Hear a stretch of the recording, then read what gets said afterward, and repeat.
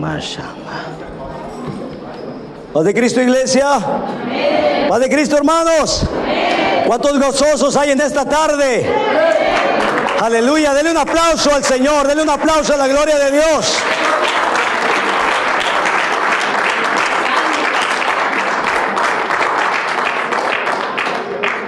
Bendito sea el nombre del Señor.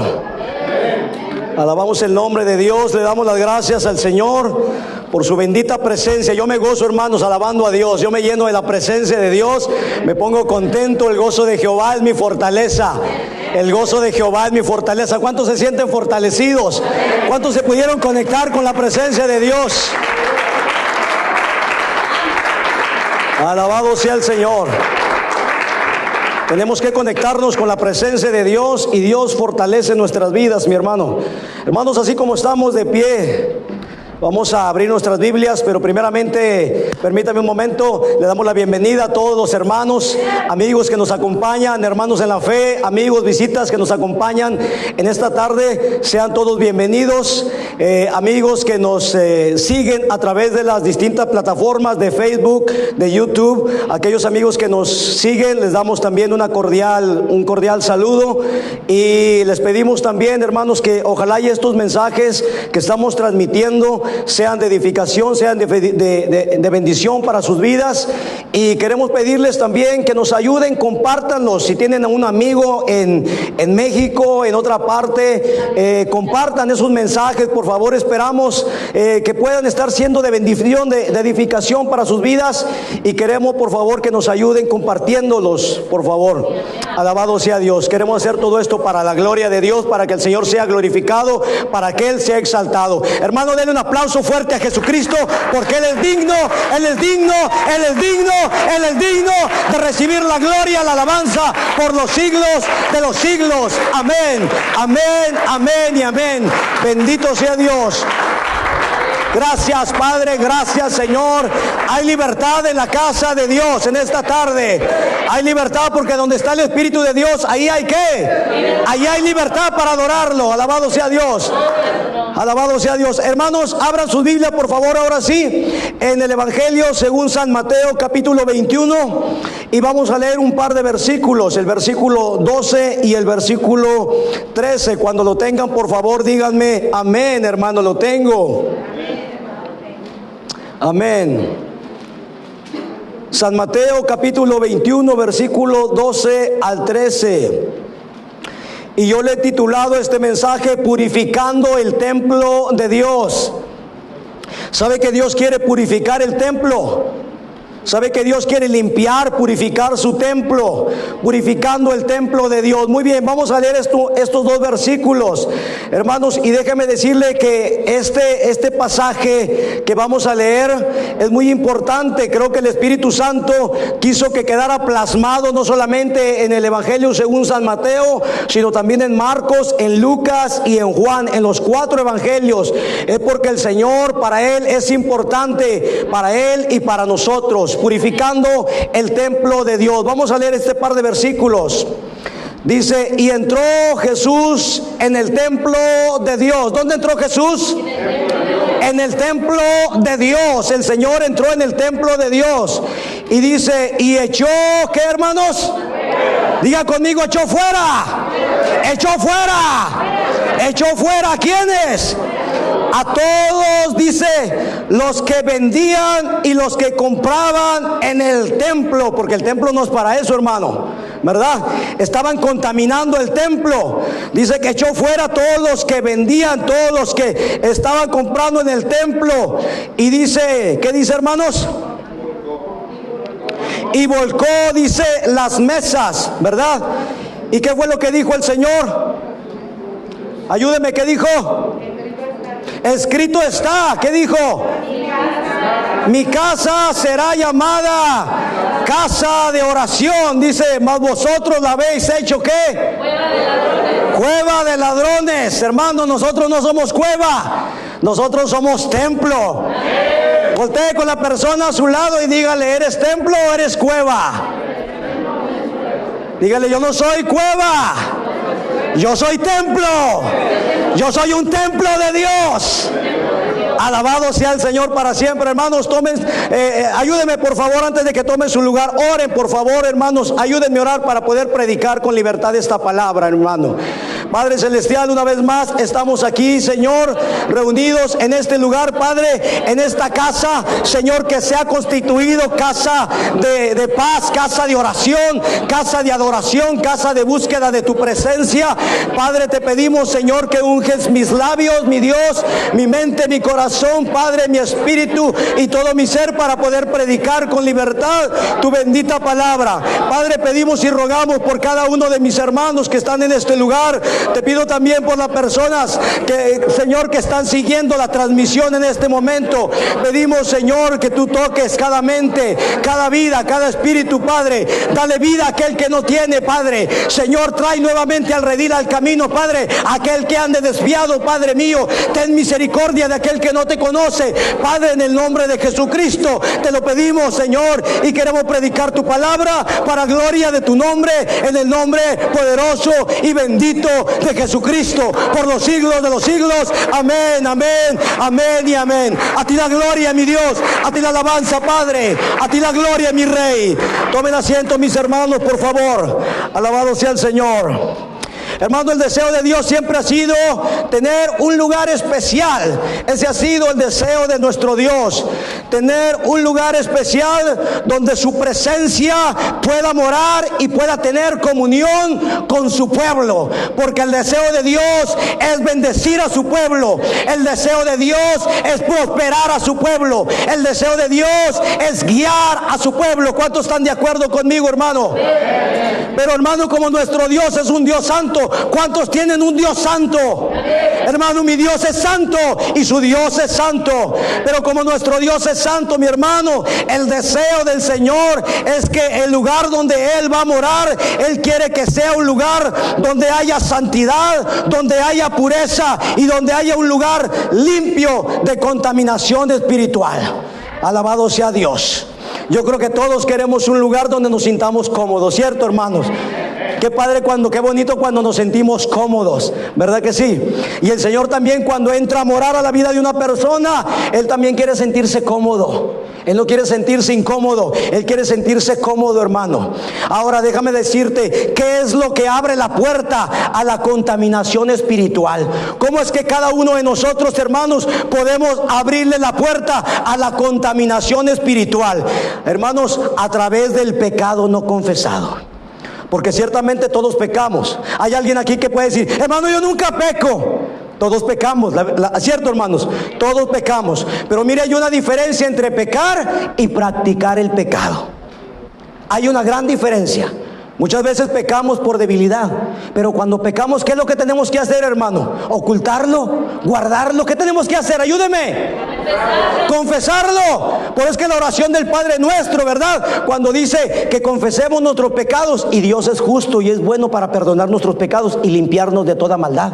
Pero, hermano, lo que trae la contaminación espiritual, lo que abre la puerta para que entren aquellos seres espirituales que no son deseables, hermano, porque entran a los cuerpos aún de los cristianos, aún de los creyentes. Amén, alabado sea Dios. Entonces, lo que abre la puerta, hermano, lo que alimenta y lo que abre la puerta es el pecado no confesado. Cuando usted y yo cometemos algún pecado y lo empezamos a acariciar y lo empezamos a jugar con él y lo ocultamos y no lo confesamos, hermano, y cuando estamos pecando una vez y otra vez y otra vez, esto abre la puerta para que seres espirituales de maldad entren y tomen de cierta manera cierta autoridad sobre nosotros y pueden crear una atadura, hermano. Ahora, quiero ir así al corazón del mensaje. Quiero que grabe esto en su mente, hermano. Quiero que grabe esto en su espíritu. Porque siempre que el pueblo de Dios tolere el pecado dentro del templo de Dios, siempre que el pueblo de Dios tolere el pecado dentro del templo de Dios, tarde que temprano la presencia de Dios se va a apartar. Va a decir, bye bye, yo me voy de aquí, yo ya no estoy cómodo aquí. Se va a apartar. Y cuando la presencia de Dios, hermano, se aparta de una persona, cuando aquel que te cuida, aquel que te guarda, aquel que te guía, se aparta, imagínate, hermano, qué desgracia. Entonces, cuando la presencia de Dios se aparta, el enemigo tiene todo el derecho legal de entrar a robar, matar y ¿qué? Y destruir. Porque esa es la consigna de Satanás, el diablo y sus demonios. Ellos han venido para robar, matar y destruir. Ellos te roban el gozo, te roban la alegría, te roban la paz. Vienen a destruir tu matrimonio, vienen a destruir las finanzas, vienen a destruir tu casa, tu familia, tus hijos. Esa es la consigna de los demonios. Vienen a robar, vienen a matar. Ellos no vienen a ser amigos contigo o conmigo. Ellos, esa es la consigna de su padre, el diablo y los demonios. Y sabe que ellos quieren a veces que el pueblo de Dios ignore todas estas cosas. Pero Pablo dice, no ignoramos sus maquinaciones. Tenemos que entender todas estas cosas. Y yo quiero que entienda un poquito a través de este mensaje, hermano, cómo opera el reino de las tinieblas. Él viene a robar, a matar, y no se conforma con eso. Él viene a destruir. Después de que ha causado destrucción, podemos ver en la esquina, nos paramos, hermanos, y vemos jóvenes ahí en las drogas, jóvenes de 20 años, 25, hechos un guiñapo ahí, todos desnudos, pidiendo ahí, cuando pueden estar, no sé, estudiando y haciendo tantas cosas. Eso es lo que el enemigo hace. Miren lo que el enemigo hace. Él viene a robar, a matar y a destruir. Esa es la consigna. El pecado no confesado, ese es el alimento para que ellos entren y tomen autoridad. Es un derecho legal que el ser humano le puede dar. Hermano, el ser humano no fue llamado para hacer una cueva. ¿Qué es una cueva? Un lugar donde los ladrones. ¿Quién es el ladrón? Él ha sido ladrón, dijo Jesús. Él ha sido homicida desde el principio. Una cueva donde los ladrones, los demonios se esconden. Usted y yo fuimos llamados para hacer ¿qué, hermanos? Templo, casa de oración, alabado sea el Señor para siempre. Un templo donde la presencia de Dios more, esté a gusto y se manifieste, alabado sea Dios. Hermanos, y este pasaje que te leí al principio, cuando el Señor está en el templo y Él entra ahí en el templo, ¿verdad? Y Él se enoja y Él dice, mi casa será llamada casa de oración, pero ustedes la han vuelto una cueva de ladrones, dice el Señor. Y yo quiero darte una enseñanza, pero antes de llegar hasta ahí, quiero irme hasta el principio, quiero irme desde el principio, para que tú entiendas este asunto del templo, hermano. Quiero ir desde el principio. ¿Cuál fue el primer templo que el Señor ordenó al hombre que hiciera? ¿Cuál fue? ¿Alguien se acuerda? ¿Alguien se acuerda, hermanos? ¿Cuál fue? El tabernáculo, ¿se acuerdan? ¿Se acuerdan del tabernáculo? Hermano, todo lo que había en el Antiguo Testamento era sombra y figura para nuestros tiempos. Y fíjense, hermano, que cuando Dios sacó al pueblo de Israel de Egipto, porque el pueblo estaba cautivo, ¿cierto? Faraón los tenía cautivo, y cuando el Señor saca al pueblo de Israel de Egipto, donde estaba cautivo, el Señor tenía un plan. Él dijo, yo necesito un lugar donde yo pueda morar con mi pueblo, donde yo pueda tener comunión con mi pueblo, donde yo pueda bendecirlos, donde yo pueda guiarlos, porque la Biblia dice que el Señor los guiaba de día como columna de nube y de noche como columna de fuego. Alabado sea Dios. El pueblo de Dios no iba a la deriva, porque nosotros somos gente de propósito. Alabado sea Dios. Somos gente de propósito, somos gente de destino. Y dice que cuando Dios sacó al pueblo de Israel de Egipto, el Señor le ordenó a Moisés y al pueblo que le levantaran un lugar donde su presencia iba a morar y donde tenía comunión con su pueblo. Y este lugar se llamaba el tabernáculo de reunión. ¿Cuántos se acuerdan? El tabernáculo de reunión. ¿Qué era este tabernáculo, hermano? Era una especie de tienda de campaña movible. Cuando la presencia de Dios estaba fija, el pueblo tenía que quedarse ahí. Pero fíjense que el pueblo no se le levantaba a Dios. Cuando la nube se empezaba a mover, Moisés decía, hermanos, hay que levantar todas las chivas, porque vamos, la presencia de Dios se movió y hay que seguir la presencia de Dios. La presencia iba guiando al pueblo. Y el tabernáculo, hermano, el tabernáculo estaba formado de cortinas de distintos colores, tenía materiales como el oro, la plata, pieles de animales, madera de acacia, etcétera. Y este lugar estaba dividido en tres partes. Qué interesante. Estaba dividido, hermano, en el atrio, el lugar santo y el lugar ¿qué? el lugar santísimo. Esto tenía, hermano, un simbolismo para nuestros tiempos. El atrio, el lugar santo y el lugar santísimo.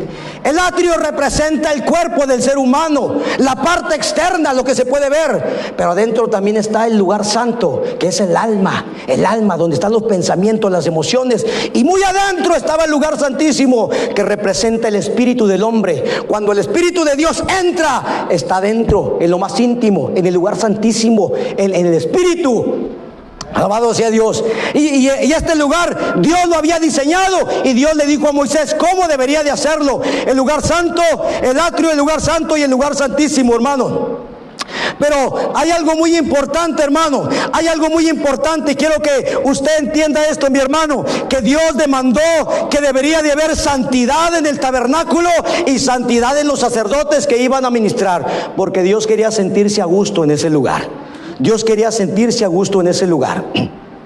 Y al principio todo comenzó muy bien, hermano, pero fíjese que al paso del tiempo los sacerdotes y el pueblo empezaron a tolerar y a ocultar el pecado. Ya no lo estaban expiando como debía de ser, lo estaban tolerando. Y cuando el pueblo empieza a tolerar el pecado, hermano, va a haber consecuencias tarde que temprano. Ciertamente nuestro Dios es grande en misericordia. ¿Cuántos lo creen? Mi Dios es tardo para la ira, dice la Biblia, y grande en misericordia. Alabado sea Dios. Pero también llega un momento, hermano, que le podemos colmar la copa a Dios. Y sabe que empezaron a pasar las generaciones, y Dios estuvo colmando, Dios estuvo teniendo paciencia. Pero llegó un momento, hermano, en que un sacerdote llamado el sacerdote Elí. ¿Cuántos han escuchado del sacerdote Elí? El sacerdote Elí tenía 2 hijos, Finnes, Omni y Finnes. Y dice que estos muchachos eran tremendos, eran unos tremendos galileos. Y la Biblia dice que estos muchachos pecaban grandemente delante de Dios. Y el sacerdote Elí dice que no le decía nada. Empezó a tolerar todas esas cosas, empezó a tolerar el pecado. Y cuando la presencia de Dios, el arca, ahí estaba el arca, en el lugar santísimo estaba el arca, la presencia. Y cuando el pueblo de Dios salía a la batalla, a la guerra, iba la presencia, el arca de Dios. Era un cajón, hermano, cuando ya adentro estaba la presencia. Cuando la presencia de Dios iba con ellos, era victoria segura. Porque cuando Dios está con el pueblo de Dios, es victoria asegurada. ¿Cuántos lo creen? Pero cuando Dios no está, hermano, derrota segura. Y sabe una cosa, que estos hombres fueron a la batalla y dijeron, ¿sabes qué? Iban perdiendo porque Dios ya se estaba apartando de ellos. Y dijeron, traigan el arca. Y mandaron traer el arca, pero Dios ya se había apartado. Y sabe una cosa, hubo una mortandad ahí, hermano. Hubo una mortandad porque se llevaron el arca. Cuando la presencia de Dios se aparta, hermano, se llevaron el arca. Los filisteos estaban peleando contra los filisteos, y dice que se llevaron el arca, se llevaron la presencia de Dios. Y ese día, hermano, dijo Dios, ¿cómo dijo? Icabod. ¿Sabe qué significa Icabod? La gloria de Dios fue traspasada. Dios dijo, ¿sabes qué? Hasta aquí, se acabó. Yo ya no estoy a gusto en este lugar. Yo me voy de aquí. Yo ya no estoy. Hermano, cuando la presencia de Dios se va de una iglesia, es una gran desgracia. Cuando la presencia de Dios se va de un hijo de Dios, es una gran desgracia. Cuando la presencia de Dios abandona a un pastor, un ministro, porque anda en pecado, porque anda viviendo una doble vida, es una gran desgracia. No podemos querer victoria cuando Dios dice, Icabod, yo me voy de aquí, hasta aquí toleré esto. Y sabe una cosa, que Dios dijo, Icabod, la presencia de Dios se apartó, porque el sacerdote, este hombre, toleró el pecado, estuvo tolerando la presencia de Dios. El arca no podía estar ahí, hermano. Y la Biblia dice que los filisteos se llevaron el arca, y la presencia de Dios se apartó, hermanos. Y hasta ahí se acabó toda esta historia del tabernáculo. Y sabe una cosa, que pasaron muchos años, y vamos al tiempo de David. Y sabe que cuando David es establecido como rey, el rey Saúl había muerto. Y Saúl, sabe que el rey Saúl nunca se preocupó por traer el arca. El rey Saúl nunca se preocupó por traer la presencia de Dios. Pero cuando David es establecido como rey, David recupera el arca de la casa de un hombre llamado Abinadab, y David la pone tras cortinas. Y Dios puso en el corazón de David que levantara un templo, porque Dios quería tener comunión con su pueblo. El deseo de Dios es que Dios siempre quiere tener comunión con cada uno de nosotros. Pero recuerde esto, que Dios es un Dios santo, y Dios quiere estar en un lugar santo, donde haya santidad, donde haya obediencia, para que Él se sienta a gusto. Y dice que David la puso tras unas cortinas, y Dios puso en el corazón de David que se levantara un templo. Y dice que David quiso levantar un templo, pero Dios le dijo: tú no lo vas a levantar, David, porque tú has sido un hombre de guerra y tú has derramado mucha sangre. Pero tu hijo Salomón, ¿se acuerda quién era Salomón? El segundo hijo de Betsabé. Tu hijo Salomón me va a levantar un templo. Y la Biblia dice que Salomón, entonces David juntó muchas de las cosas, de los materiales, oro, plata. Fue un templo esplendoroso, hermano. Y la Biblia dice que David juntó muchos de los materiales, pero el que construyó el templo, el primer templo, hermano, mucho mejor que el tabernáculo de Moisés, el que construyó el templo fue Salomón. Y sabe que duró 7 años, hermano, 7 años. Pero el templo tenía las mismas características. El templo era un templo hermoso, donde había tanta fastuosidad, tanta riqueza. Estaba constituido igualmente del atrio, el lugar santo, y el lugar, ¿qué, hermanos? Santísimo. Y ahí en el lugar santísimo estaba la presencia de Dios. La presencia de Dios para bendecir a su pueblo, para ayudar al pueblo, para guiar al pueblo, para liberar al pueblo. Alabado sea Dios. La presencia de Dios estaba ahí. Alabado sea Dios. Alabado sea el Señor para siempre, hermanos. Pero sabe una cosa, que este templo es llamado el primer templo, o el templo de Salomón. Este primer templo es llamado el templo de Salomón. Pero sabe que la demanda de Dios siguió siendo la misma. Fíjese, hermano, quiero que entienda una cosa, que Dios no cambia. Nosotros cambiamos a veces. A veces los ministros quieren cambiar el mensaje, a veces los pastores quieren cambiar el mensaje, pero Dios no cambia. Dios es el mismo ayer, hoy y por siempre. Alabado sea Dios. Dios es el mismo. Alabado sea Dios.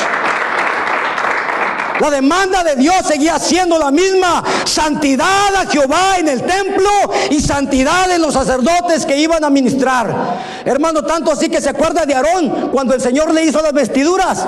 En la mitra había una diadema de oro. ¿Y se acuerda usted qué es lo que decía la diadema? ¿Qué decía? Santidad a Jehová, para que no se les olvide. Aquellos que ministraban, tenía que haber santidad.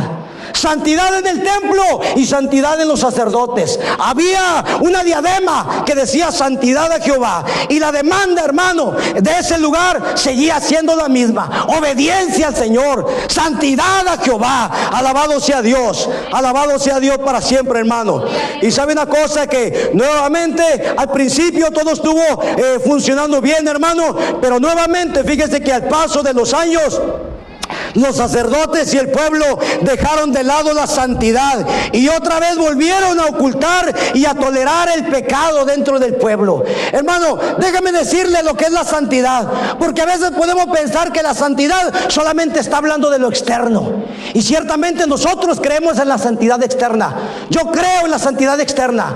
Yo creo que tanto el hombre como la mujer de Dios debemos ser santos, hermano, por dentro y por fuera.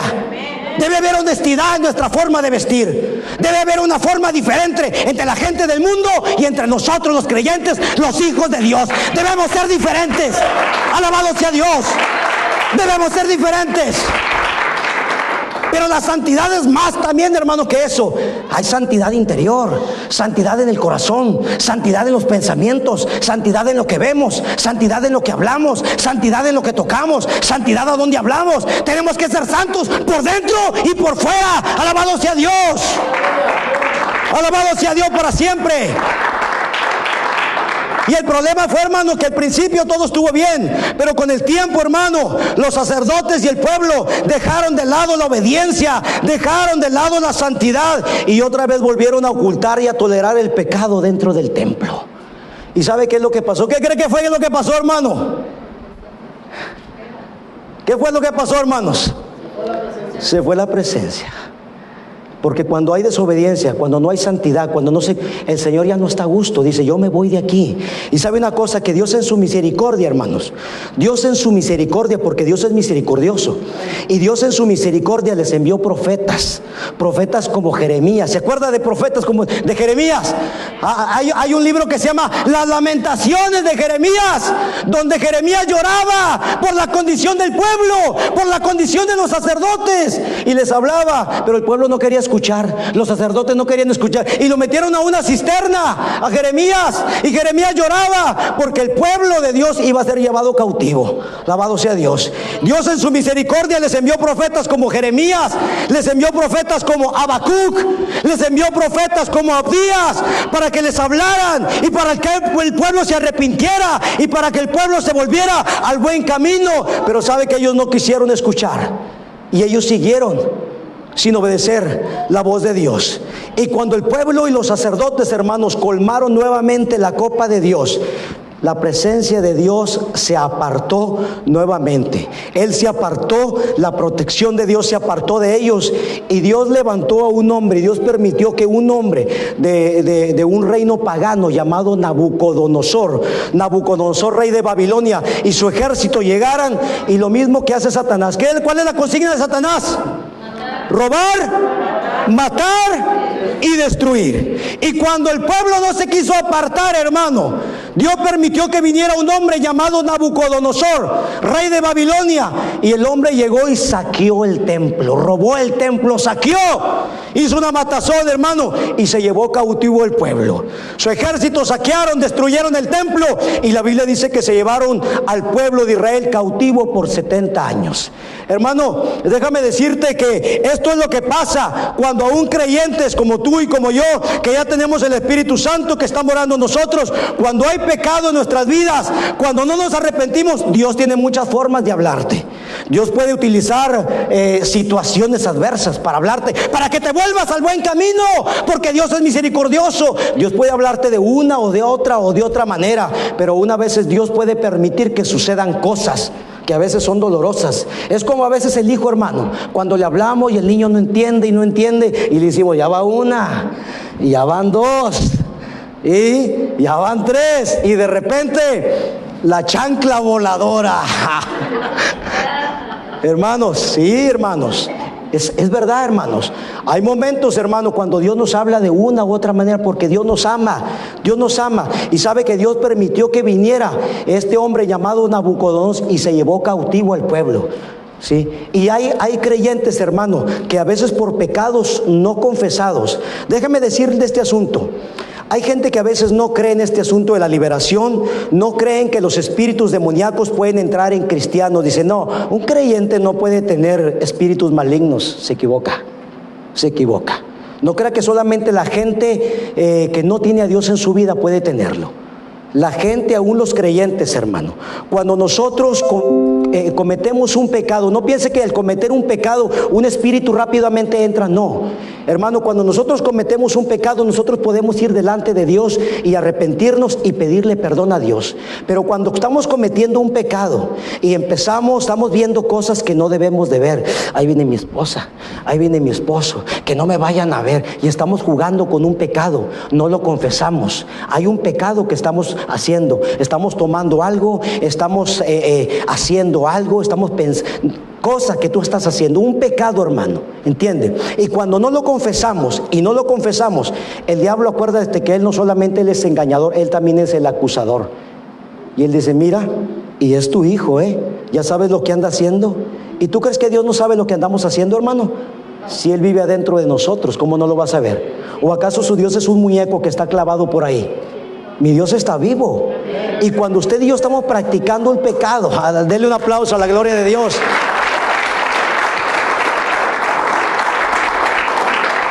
Y cuando uno de nosotros, hermanos, estamos practicando un pecado, pensamos que nadie nos está viendo, pero Dios nos está viendo. Y hay alguien más que también nos está viendo, el enemigo de nuestras almas. Y eso, hermano, le da un derecho legal para que él pueda entrar.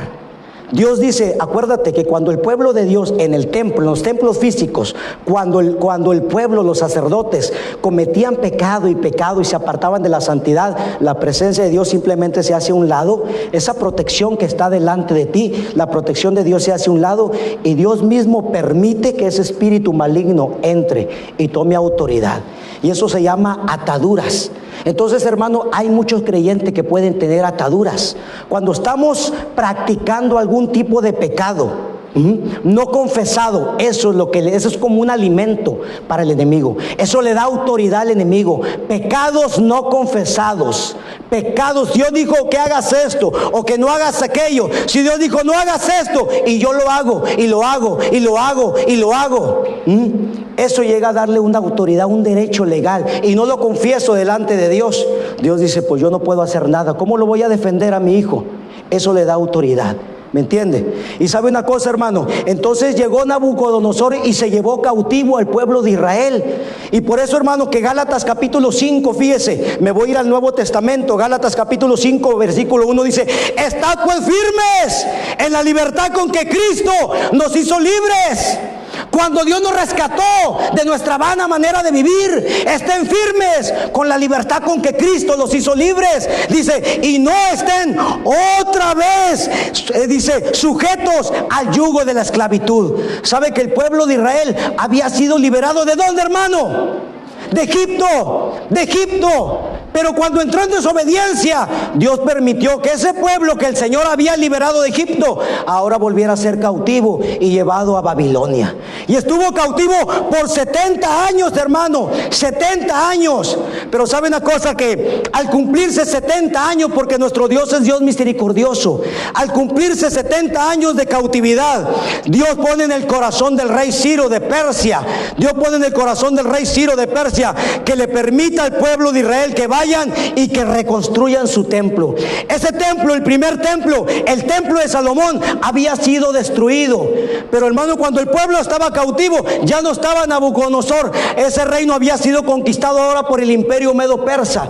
Y Dios pone en el corazón de este hombre, de este rey llamado Ciro de Persia, que le permita al pueblo de Israel que vayan y que reconstruyan su pueblo, su templo, perdón. ¿Por qué, hermano? Porque el deseo de Dios, te lo vuelvo a decir nuevamente, ¿cuál es el deseo de Dios?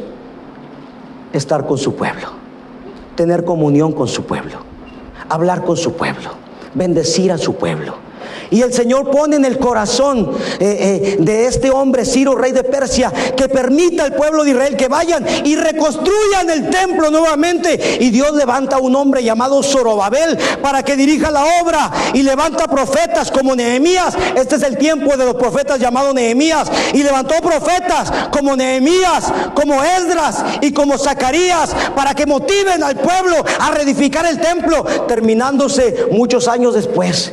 Es decir, que levanta a estos profetas y les dice al pueblo: vamos, hay que ir y reconstruir nuevamente el pueblo, el templo, para ir y adorar a nuestro Dios y tener comunión con nuestro Señor. Hermano, este templo se le conoce como el segundo templo, o el templo de Zorobabel. Le estoy hablando un poquito de historia para que me entienda, hermano. Y este templo, hermano, era más sencillo. Ya no contaba con el arca del pacto, porque sabe que cuando Nabucodonosor robó el arca, hasta ahorita no se sabe nada dónde está el arca de la alianza. Cuando Nabucodonosor entró y se llevó el arca, ya no se supo nada más. Entonces este templo, el templo de Zorobabel, la reconstrucción de este segundo templo era más sencilla. Ya no contaba con el arca del pacto, pero tenía las mismas características, y la demanda de Dios seguía siendo la misma: santidad en el templo y santidad en los sacerdotes. Alabado sea Dios. Y fíjese, hermano, que con el paso del tiempo los sacerdotes nuevamente, hermano, al principio vuelve a empezar todo bien, pero al paso del tiempo vuelven a ocultar y a tolerar el pecado. Yo quiero que usted vea todo esto, hermano. El pueblo, fíjese, vuelven otra vez a ocultar y a tolerar el pecado dentro del pueblo. Y nuevamente, hermano, Dios tuvo paciencia, Dios tuvo misericordia, pero llegó un momento donde nuevamente colmaron la copa de Dios. Dios dice, ya he estado trabajando mucho con este hombre, ya he estado trabajando mucho con esta mujer y parece que no quiere entender. Este hombre no quiere entender porque sabe que la voluntad del Espíritu Santo es nuestra santificación. Yo le he dicho, no resistas al Espíritu Santo. El Espíritu Santo lo que quiere hacer es ayudarte a cambiar, a transformar tu vida.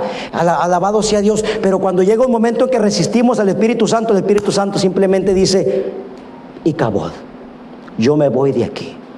Y cuando ya no tienes la presencia del Espíritu Santo, hermano, un hijo de Dios, lo único que te hace ser diferente ante los ataques de un demonio, de espíritus de maldad, es la presencia del Espíritu Santo que está en ti. Porque sin la presencia del Espíritu Santo no podemos hacer nada contra los demonios. Son seres sumamente inteligentes, son seres sumamente fuertes. Alabado sea Dios. La única manera, hermano, es que el Espíritu de Dios esté adentro de ti. Alabado sea Dios. Y sabe que cuando llegó el momento, que cuando la presencia de Dios dijo, yo me voy de aquí nuevamente, Dios permite, Dios levanta a cualquier enemigo. Y sabe que Dios permitió nuevamente que el templo fuese saqueado por los ejércitos al mando de un hombre llamado Antíoco Epífanes. Dios levantó a un hombre llamado Antíoco Epífanes, y este hombre mandó suspender el sacrificio, porque sabe que hacían sacrificios en el templo, así como usted y yo hacemos sacrificios. ¿Cuántos hicieron sacrificios hace rato, hermanos? ¡Gloria a Dios! ¡Alabado sea Dios! Estamos haciendo sacrificios de alabanza y le agradan a Dios. Alabado sea Dios. Entonces este hombre, Antíoco Epífanes, este hombre mandó suspender el sacrificio y el culto a Jehová, y profanó el templo ofreciendo carne de cerdo en el altar. Usted sabe que eso es una abominación para el pueblo judío. ¿Cómo se iba a ofrecer carne de cerdo? Pero sabe que eso fue una humillación para el pueblo de Dios. Y hay veces, hermano, cuando la presencia de Dios está ahí y te guarda, tú te sientes como un gigante, porque es la presencia de Dios que está ahí cuidándote, guardándote, ayudándote, fortaleciéndote. Pero si yo caigo en pecado, en desobediencia, y no cuido la santidad, y Dios me habla una y otra vez, llega un momento en que la presencia de Dios simplemente se va a apartar de mí, y cualquier chamuquillo va a venir y me va a decir, cállate, y nos va a humillar. Y sabe una cosa, que Dios permitió que este hombre, Antíoco Epífanes, con su ejército vinieran y quitaran el sacrificio y mataron cerdos. Hicieron sacrificio con cerdos, profanaron el templo de Dios, hermano. Usted sabe lo que significa la palabra profanar. La palabra profanar significa deshonrar o tratar una cosa sagrada sin el debido respeto, haciendo un uso indebido de él. Le voy a decir una cosa, hermano. La Biblia dice en el Antiguo Testamento que muchos de los sacerdotes, dice, entre lo santo y lo profano no hicieron diferencia. ¿Sabe una cosa? Que este es un lugar, hermano, donde debe haber santidad, donde debe haber respeto. Ciertamente Dios ya no mora en templos hechos por manos de hombres, pero este lugar también es un lugar que debe ser respetado. Y sabe una cosa, hermano, que hoy en día tristemente hay iglesias que hoy tú ya no sabes si es una iglesia o es una discoteca. Es verdad, no te estoy diciendo mentiras. Métete a veces simplemente, hoy gracias a Dios, a través de las redes sociales. Mira, yo estoy hablando ahorita aquí y me pueden estar viendo en otro país del mundo a través de estos medios. A través de estos medios digitales, hoy podemos ver las iglesias de todo el mundo. Yo me puedo meter a ver las iglesias de cualquier país. Y tristemente, hermano, hoy se están profanando los altares. Tristemente hoy en día ya no sabes si es una iglesia o ya no sabes si es una discoteca cristiana.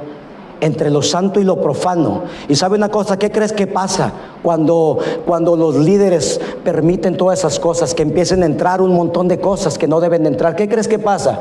¿Crees que la presencia de Dios va a estar a gusto ahí? ¿Sabes qué pasa? Icabod.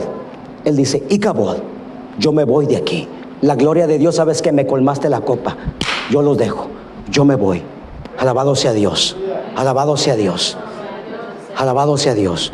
Y sabe una cosa, este hombre Antíoco Epífanes llegó y humilló al pueblo de Dios y profanó el lugar. Y ese lugar donde tenían que sacrificarse palomitas, tenían que sacrificarse bueyes, corderos, esas cosas. Este hombre llegó y sacrificó un cerdo ahí, humilló, y Dios permitió eso. Por eso le digo, hermano, que cuando Dios te habla una vez y otra vez y otra vez, y dice, bueno, este hombre no entiende, esta mujer no entiende, Dios dice, ¿sabes qué? Ya me colmaste la copa.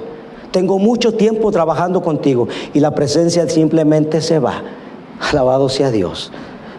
Alabado sea Dios. Hermano, este templo es el templo llamado el templo de Zorobabel. El segundo templo fue una reconstrucción.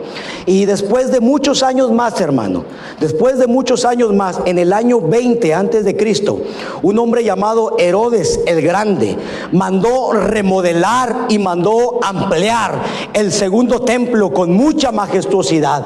Este templo, hermano, acuérdate, primeramente fue el tabernáculo de Moisés. Después fue el primer templo, el templo de Salomón, que fue destruido también por Nabucodonosor. Después vino el segundo templo, que realmente era el mismo primer templo, simplemente que lo reconstruyeron, y es que le llaman el segundo templo, el templo de Zorobabel. Pero después nuevamente pasaron muchos años, la presencia de Dios se fue, y entonces un hombre llamado 20 años antes de que Cristo naciere, un hombre llamado Herodes el Grande mandó remodelar y ampliar este mismo segundo templo con mucha majestuosidad. Este era como los templos de hoy, este era un megatemplo. Sí, este hombre, pero fíjese que Dios había dicho cómo debía ser el templo, hermano. Que tenía que tener tres partes. ¿Qué tenía que tener? El atrio. ¿Qué más? El lugar santo y el lugar santísimo. Así es como Dios había designado que debería ser. Y sabe que este hombre, Herodes el Grande, 20 años antes de que Cristo naciera, este hombre hizo un megatemplo grandísimo, enorme, grande, para gloria de él. Y sabe una cosa, este hombre lo cambió, y este hombre hizo 3 atrios. Es decir, le dio más relevancia, le dio más importante al atrio. ¿Qué es el atrio, hermano? ¿Qué es el atrio? La carne, lo de afuera, como lo de hoy en día, hermanos. Tristemente, esas grandes mega iglesias que realmente no le dan lugar al lugar santísimo, a la presencia de Dios. Le dan el lugar primordial al atrio, a la carne, darle gusto a la carne, todo lo que a la carne le guste. Y esto no era agradable para Dios, hermano. Había 3 atrios. Así lo quiso construir este hombre llamado Herodes el Grande. Hermanos, a este templo se le conocía también como el segundo templo o el templo de Herodes. Este es el templo, hermano. Y el pasaje que yo le leí al principio, cuando Jesús entró, ¿verdad? Y que él dijo, mi casa será llamada casa de oración, mas ustedes la han hecho cueva de ladrones. Este era ese templo. Acabo de llegar ahí. Acabo de llegar ahí. Empecé desde el tabernáculo. Denle un aplauso a Dios. Este era el templo donde Jesús había hablado. Hermanos, este era el templo en el cual Jesús entró y encontró a los cambistas y a los vendedores. En este templo hermanos, Herodes mandó matar a todos los miembros del Cenedril. Fíjese, todos los sacerdotes que eran leales, que buscaban hacer las cosas como a Dios le agradaban, este hombre Herodes los mandó matar y puso puro sacerdote corrupto. Fíjese cómo estuvo la cosa. Puso puro sacerdote corrupto. En este templo era diferente, como le digo, tenía tres atrios. Prácticamente el templo se acababa de inaugurar en los tiempos de Jesús. Pero fíjese que Jesús profetizó que este templo también sería saqueado y sería destruido. Porque eso es lo que el diablo hace, hermano. Él viene a robar, a matar y a destruir. Cuando no hay obediencia, cuando no hay santidad, el diablo tiene barra libre. Con un pastor, con un ministro, no importa. Pero es que yo soy el apóstol. Pues podrá ser el arcángel Miguel, amigo. Pero si tú no obedeces a Dios, si tú no vives en santidad, Dios no te va a cuidar, Dios no te va a guardar, Dios no te va a proteger. No le importa, hermano, si es un pastor, si es un ministro, si es una iglesia, si es una familia, aquel que se aparte de Dios, aquel que no busque la obediencia, Dios no puede comprometerse, hermano. Entonces fíjese que Jesús profetizó que este lugar también iba a ser saqueado y iba a ser destruido. Tanto que un discípulo de Jesús, cuando ya Jesús estaba en su ministerio, cuando estaba Jesús en pleno ministerio, un discípulo le dijo, porque ya ve que hay a veces que nos apantallamos, hermano, cuando vemos esos templotes tan grandes, con sillas, con escaleras eléctricas y McDonald's adentro y Starbucks y cuánta cosa tienen, ¿verdad? Como que nos apantallamos. ¡Wow! Yo con McDonald's adentro y otro Starbucks tiene. Tiendas y todo tiene. A veces que nos dejamos apantallar. Y fíjese que un discípulo de Jesús le dijo: Señor, miras estos templos, Señor. ¿Se acuerda de ese pasaje? Le dijo: Señor, mira estos grandes edificios. ¿Y sabe qué le dijo el Señor? ¡Wow! Está tremendo, yo quisiera tener uno como ese. ¿Sabe qué le dijo el Señor? De cierto te digo, que no quedará piedra sobre piedra que no sea destruida. Y ese templo, hermanos, después de que Cristo murió y resucitó, 70 años después, así como Jesús profetizó, ese templo fue destruido. ¿Sabe por qué? Dígame por qué, hermano. ¿Por qué fue destruido? ¿Por qué fue saqueado? ¿Por qué fue destruido? Alguien dígame por qué. ¿Por qué, hermano? Porque la presencia de Dios se fue. Porque no había santidad, porque no había obediencia. Y la presencia de Dios, hermano, no estaba ahí para cuidarlo. Y sabe que en el año 70 después de Cristo, el general Tito Flavio Vespasiano, al mando del ejército romano, saqueó y destruyó el templo, muriendo 500,000 de judíos, cumpliéndose así la profecía de Jesús. De cierto te digo que no quedará piedra sobre piedra que no sea derribado. Ese fue el templo en el cual nuestro Señor Jesucristo entró. Ese fue el templo, hermano. Y hoy en día lo único que queda de ese templo es solamente un muro que formaba parte de lo que eran los cimientos, porque de todo lo de arriba no quedó nada. Solamente hay un muro que se llama, hasta el día de hoy, se llama el Muro de los Lamentos. Ahí está en Israel, se llama el Muro de los Lamentos. Eso fue lo único que quedó del templo de Herodes. De toda esa fastuosidad, lo único que quedaron fueron lamentos. Fíjese, el Muro de los Lamentos. Y hasta el día de hoy los judíos van y todavía están ahí lamentándose. El muro, por eso se llama así, porque lloran, se lamentan. El Muro de los Lamentos, así se llama. Usted puede verlo, métase a internet, el Muro de los Lamentos. Es todo lo que quedó, no crea que era de arriba, era toda la parte de lo que es, era una parte solamente de lo que era el cimiento. El Muro de los Lamentos, hermano. Y de acuerdo a la profecía, muy pronto se va a construir el tercer templo, o el templo que se le llama el templo del anticristo. Y ya tienen todo listo, ¿sabe usted eso? Ya tienen todo listo para construir el tercer templo. Nuevamente ya tienen los sacerdotes, ya tienen todo listo. Pero esa es otra historia, ¿ok? Así es que volvemos a lo nuestro, hermano. Hermano, siempre que el pueblo de Dios tolere el pecado dentro del templo de Dios, siempre que el pueblo de Dios tolere el pecado dentro del templo de Dios, tarde que temprano la presencia de Dios se apartará y el enemigo tendrá todo el derecho legal de entrar a robar, a matar y a destruir, porque esa es su consigna. Pero hermano, yo te he estado hablando después de todo esto. Creo que le sirvió un poquito de historia, ¿cierto? Nos sirvió un poquito de historia para que podamos entender todo esto. Pero ¿sabe una cosa, hermano? Que estos templos del Antiguo Testamento, antes de la muerte y resurrección de nuestro Señor Jesucristo, son solamente sombra y figura de lo que había de venir para nuestros tiempos. Porque ya que ahora toda aquella persona que recibe a Jesucristo como su Señor y Salvador, toda aquella persona que se arrepiente y que recibe el Espíritu Santo, sabe que ahora usted se vuelve un templo. Sabe que ahora nosotros nos volvemos un templo. ¿Cierto o no es cierto, hermanos? Hermano, deme Biblia para eso. Hechos capítulo 17 versículo 24 dice: el Dios que hizo el mundo. Fíjese, hermano, qué importante, que Dios ya no quiere morar en templos hechos por manos humanas. Dios les había dado el diseño, pero era Moisés el que tenía que hacerlo, era Salomón el que tenía que hacerlo, era Nehemías y todos esos hombres los que tenían que, era Herodes los que tenían que hacerlo. Pero Dios ya no dice, ya no quiero morar en templos hechos por manos humanas. Yo quiero entrar a morar dentro de cada hombre y dentro de cada mujer, que me acepte como su Señor, como su Salvador, que se arrepienta de sus pecados, y yo voy a poner mi espíritu y yo voy a entrar a morar adentro de ellos. Alabado sea Dios. Hechos capítulo 17 versículo 24 dice: el Dios que hizo el mundo y todas las cosas que en él hay, siendo Señor del cielo y de la tierra, no habita en templos hechos por manos humanas, no más. Dios dice, no más, no más. Yo le pregunto entonces, ¿dónde mora el Señor? Diga, aquí, en mí. ¿Cuántos han recibido a Cristo como su Señor y Salvador? ¿Cuántos han recibido a Cristo? ¿Cuántos tienen al Espíritu Santo? Cuídalo.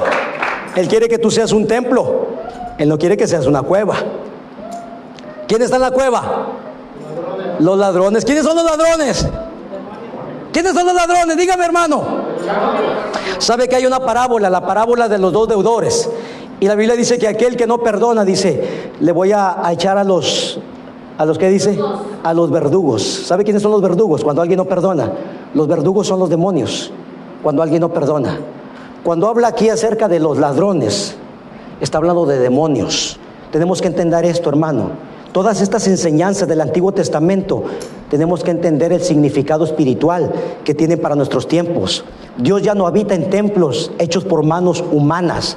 Ahora el Espíritu Santo de Dios ya no está en una cajita como estaba antes, una caja que era de madera recubierta de oro con dos querubines formados ahí. Ahora Dios quiere estar adentro de nosotros, pero Dios quiere estar contento. Él quiere sentirse a gusto adentro de nosotros. Por eso es que hay que purificar el templo, hay que limpiar el templo. Por este mensaje se llama purificando el templo de Dios. Purificando el templo, limpiando el templo de Dios. Primera de Corintios 3:16 dice, ¿o no sabéis que sois templo de Dios? ¿O no sabéis que sois templo de Dios y que el Espíritu de Dios mora en vosotros? Alabado sea Dios. Pero nosotros sí sabemos, ¿verdad que sí sabemos, hermano? Nosotros sí sabemos que Dios mora dentro de nosotros. Hermanos, ahora nosotros tenemos el Espíritu Santo de Dios morando dentro de nosotros. Alabado sea Dios. Pero ¿sabe una cosa, hermano? ¿Cuál era la demanda de Dios en los templos del Antiguo Testamento? ¿Cuál era la demanda? ¿Qué era lo que Dios quería? Dígame. Santidad, obediencia. Eso es lo que Dios demandaba en el tabernáculo, en el primer templo de Salomón, en el segundo templo, en el otro templo. Dios seguía demandando lo mismo. Y el Dios del Antiguo Testamento, que demandaba santidad y obediencia, es lo mismo que demanda hoy en día. El Dios del Antiguo Testamento es el Dios del Nuevo Testamento y sigue demandando lo mismo, hermano. Sigue demandando lo mismo. Primera de Tesalonicenses 5, 22, 23 dice, absténgase de todo tipo de mal, no hagan pecados. Y si pecamos, hermano, todos pecamos. Jesús dijo, imposible que no venga tropiezo, pero tenemos que confesarlo. Es por eso que el diablo, hermano, quiere cortar la oración, porque sabe que a través de la oración usted y yo confesamos. Dice, no los confieses, no, guárdalos, así déjalos, porque eso es lo que le da un permiso a él para que él se meta. Y él entra a robar, matar y destruir. Dice, absténganse de todo tipo de mal, y el mismo Dios de paz los santifique por completo. Es la misma demanda de Dios, hermano. Es la misma demanda. Los santifique, los aparte, los limpie, los purifique por completo. Dice, y todo vuestro ser, espíritu, alma y cuerpo. El lugar santísimo, el lugar santo y el atrio. Y todo vuestro ser, espíritu, alma y cuerpo, dice, sean guardados irreprensibles hasta la venida de nuestro Señor Jesucristo. Alabado sea Dios. Alabado sea Dios. Dios está preocupado, hermano, por todo nuestro ser, no solamente por lo de adentro, también por lo de afuera. Hermano, yo creo que aquí tiene que haber un buen balance. Hermano, cuando nos preocupamos solamente por lo de afuera y no nos preocupamos por la santidad interna, la santidad de adentro, tenemos el peligro de volvernos gente religiosa solamente y tener un espíritu de religiosidad, apariencia de piedad solamente. Un fariseo, solamente santidad externa, pero por dentro nada. Pero hermano, cuando lo único dice, pero es que Dios nomás mira el corazón y lo de afuera no. ¿Cómo? Mi Dios nomás es santo por dentro y por fuera es mundano mi Dios, ¿o cómo es? Porque a veces Dios dice, pero Dios nomás mira el corazón, lo de afuera no. ¿Sabes? Corremos el peligro de volvernos liberales. Y Dios, cuando el Señor escribe el mensaje a las iglesias, hay uno dice, yo aborrezco las obras de los nicolaitas. ¿Sabes quién eran los nicolaitas? Eran los liberales. Los que decían, pues Dios nomás mira lo de adentro, no te preocupes por lo de afuera. Hermano, Dios mira lo de adentro y mira lo de afuera. Dios te quiere santo por dentro y Dios te quiere santo por fuera. Alabado sea Dios para siempre. Y todo vuestro ser, espíritu, alma y cuerpo, sean guardados irreprensibles para la venida de nuestro Señor Jesucristo. Hermano, el deseo de Dios es limpiar y purificar su templo, pero es necesario que usted y yo tomemos la autoridad que el Señor nos ha dado para echar fuera todo aquello que está contaminando el templo de Dios. ¿Sabe que en Lucas capítulo 9, estoy terminando, hermano? Dele gloria a Dios. En Lucas capítulo 9, versículo 1, Jesús dijo, he aquí yo les doy autoridad. ¿De qué? De hollar serpientes y escorpiones. ¿Qué significa eso de serpientes y escorpiones? ¿Usted cree que vamos a irnos al desierto? Mira, allá anda una de cascabel, hay que matarla. No, hermano. Allá anda un alacrán, vamos a pisarlo. No. Cuando está hablando de hollar serpientes, es pisotear. De hollar serpientes y escorpiones, está hablando de demonios. Tiene que entender esto. He aquí yo les doy autoridad. Una persona que no tiene el Espíritu Santo no tiene la autoridad. Eres un hombre común y corriente. Somos seres comunes y corrientes. Lo único que nos hace extraordinarios es el Espíritu de Dios cuando se mete adentro de nosotros. Pero recibiréis poder cuando haya venido sobre vosotros el Espíritu Santo. Alabado sea Dios. He aquí les doy autoridad de hollar serpientes y escorpiones y sobre toda fuerza del enemigo, y nada los dañará. Hermano, Jesús dijo, estas señales van a seguir a los que creen. En mi nombre van a echar fuera demonios. Hermano, yo quiero que entienda esto, hermano, porque hay gente, como le digo, yo respeto las teologías de otras iglesias. Hay gente que dice, no, es que un cristiano no puede estar poseído. Y sabe una cosa, ellos a veces confunden, porque un creyente, un cristiano verdadero, genuino, no puede estar poseído, pero sí puede estar oprimido, sí puede tener ataduras espirituales, sí puede tener opresión espiritual, sí puede tener ataduras espirituales, pero no está poseído. Solamente aquella persona que no tiene el Espíritu Santo, sí existen las posesiones demoníacas, pero es en aquellas personas que no tienen el Espíritu Santo de Dios. Pero nosotros los creyentes, hermano, si nosotros nos cuidamos y no procuramos, no confesamos nuestros pecados, nosotros mismos podemos abrirle la puerta. Y yo le pregunto, tal vez haya personas que nos están viendo ahorita por esta plataforma, ¿usted conoce algún pastor que una vez predicó el Evangelio y hoy ya no está? Y de repente andaba haciendo cosas que no debería de hacer, andaba tomando cosas que no debía tomar. ¿Usted conoce algún creyente que de repente, ya siendo cristiano y siendo bautizado, andaba haciendo cosas que no debía de hacer? ¿Cómo? Porque en un momento empezó a cometer un pecado y no lo confesó, y lo guardó, y no lo confesó, y no lo confesó, y no lo confesó, y llega un momento en que Satanás toma autoridad, toma ventaja, y se forma una atadura. Y cuando ese creyente se quiere ir, ya no se puede ir, porque tiene ataduras espirituales. La desobediencia, el pecado no confesado, es lo que le da autoridad al enemigo. Alabado sea Dios. Y sabe una cosa, termino con este pasaje. Yo le dije, hermano, termino con el mismo pasaje con el que empecé. Yo le dije al principio que el Señor, cuando nos habló acerca de purificar el templo, quiero que usted lo mire en su Biblia. Y está el mismo pasaje, purificando el templo de Dios. Está en Mateo, está en Marcos, está en Lucas y está en Juan.